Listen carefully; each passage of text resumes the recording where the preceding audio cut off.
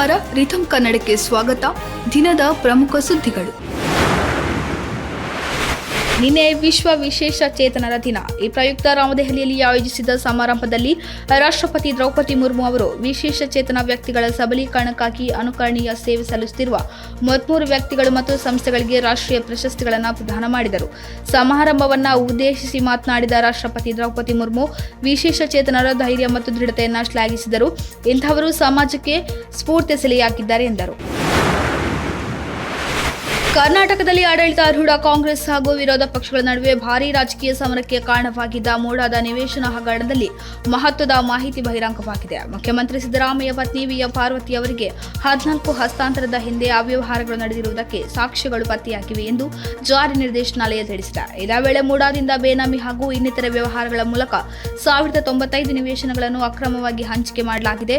ಇದರ ಮೌಲ್ಯ ಬರೋಬ್ಬರಿ 700 ಕೋಟಿ ರೂಪಾಯಿ ಎಂದು ತನಿಖೆಯಲ್ಲಿ ಪತ್ತೆಯಾಗಿದೆ ಎಂದಿದೆ. ಈ ಸಂಬಂಧ ಇತ್ತೀಚೆಗೆ ಕರ್ನಾಟಕ ಲೋಕಾಯುಕ್ತ ಇಲಾಖೆಗೆ ಇಡಿ ಪತ್ರ ಬರೆದಿದೆ. ಮಹಾರಾಷ್ಟ್ರದ ನೂತನ ಮುಖ್ಯಮಂತ್ರಿಯಾಗಿ ಬಿಜೆಪಿಯ ಹಿರಿಯ ನಾಯಕ ದೇವೇಂದ್ರ ಫಡ್ನವೀಸ್ ಡಿಸೆಂಬರ್ 5ರಂದು ಪ್ರಮಾಣ ವಚನ ಸ್ವೀಕರಿಸಲಿದ್ದಾರೆ ಎಂದು ಪ್ರೆಸ್ ಟ್ರಸ್ಟ್ ಆಫ್ ಇಂಡಿಯಾ ಸುದ್ದಿಸಂಸ್ಥೆ ವರದಿ ಮಾಡಿದೆ. ಮಹಾರಾಷ್ಟ್ರ ಶಾಸಕಾಂಗ ಪಕ್ಷದ ಸಭೆಗೂ ಮುನ್ನ ಬುಧವಾರ ನಡೆದ ಬಿಜೆಪಿಯ ಕೋರ್ ಕಮಿಟಿ ಸಭೆಯಲ್ಲಿ ದೇವೇಂದ್ರ ಫಡ್ನವೀಸ್ ಅವರ ಹೆಸರನ್ನು ಅಂತಿಮಗೊಳಿಸಲಾಗಿದೆ ಎನ್ನಲಾಗಿದೆ.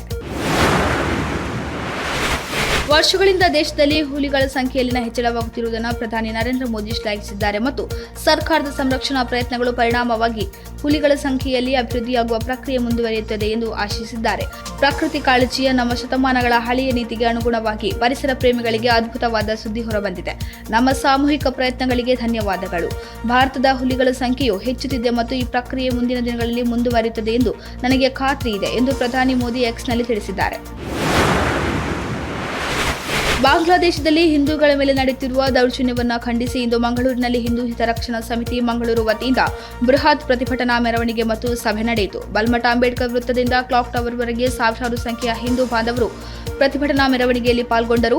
ಮಂಗಳೂರು ತಾಲೂಕು ಮಿನಿ ವಿಧಾನಸೌಧದ ಎದುರು ನಡೆದ ಪ್ರತಿಭಟನಾ ಸಭೆಯಲ್ಲಿ ಸಾಮರಸ್ಯ ವೇದಿಕೆಯ ಮಂಗಳೂರು ವಿಭಾಗದ ಸಂಯೋಜಕ ರವೀಂದ್ರ ಪಿ, ವಿಶ್ವ ಹಿಂದೂ ಪರಿಷತ್ನ ಪ್ರಾಂತ ಸಹ ಕಾರ್ಯದರ್ಶಿ ಶರಣ್ ಪಂಪ್ವೆಲ್, ಹಿಂದೂ ಜಾಗರಣ ವೇದಿಕೆಯ ಶ್ರೀಕಾಂತ್ ಶೆಟ್ಟಿ ಅವರು ಪ್ರತಿಭಟನೆಯನ್ನ ಉದ್ದೇಶಿಸಿ ಮಾತನಾಡಿದರು. ಈ ಸಂದರ್ಭ ಶ್ರೀಧಾಮ ಮಾನಿಲದ ಮೋಹನದಾಸ ಪರಮಹಂಸ ಸ್ವಾಮೀಜಿ, ಗುರುಪುರ ವಜ್ರದೇಹಿ ಮಠದ ರಾಜಶೇಖರಾನಂದ ಸ್ವಾಮೀಜಿ ಸೇರಿದಂತೆ ಅನೇಕ ಸಾಧು ಸಂತರು ಉಪಸ್ಥಿತರಿದ್ದರು.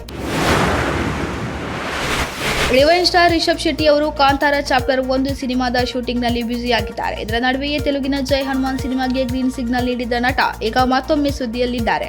ಈಗ ಮತ್ತೊಂದು ಸಿನಿಮಾದಲ್ಲಿ ನಟಿಸುವ ಬಗ್ಗೆ ಅಧಿಕೃತ ಮಾಹಿತಿ ನೀಡಿದ್ದಾರೆ. ಶಿವಾಜಿ ಮಹಾರಾಜ್ ಬಯೋಪಿಕ್ನಲ್ಲಿ ನಟಿಸುವುದಾಗಿ ತಮ್ಮ ಸಾಮಾಜಿಕ ಮಾಧ್ಯಮ ಎಕ್ಸ್ನಲ್ಲಿ ಅನೌನ್ಸ್ ಮಾಡಿರುವ ರಿಷಬ್, ಛತ್ರಪತಿ ಶಿವಾಜಿ ಮಹಾರಾಜ್ ಪಾತ್ರದಲ್ಲಿ ಕಾಣಿಸಿಕೊಂಡ ಪೋಸ್ಟರ್ ಅನ್ನು ಬಿಡುಗಡೆ ಮಾಡಿದ್ದಾರೆ. ಇದಾಗಿತ್ತು ಈ ಹೊತ್ತಿನ ಪ್ರಮುಖ ಸುದ್ದಿಗಳು. ಇನ್ನಷ್ಟು ಹೆಚ್ಚಿನ ವಿಚಾರಗಳಿಗಾಗಿ ವೀಕ್ಷಿಸಿ ರಿಥಮ್ ಕನ್ನಡ.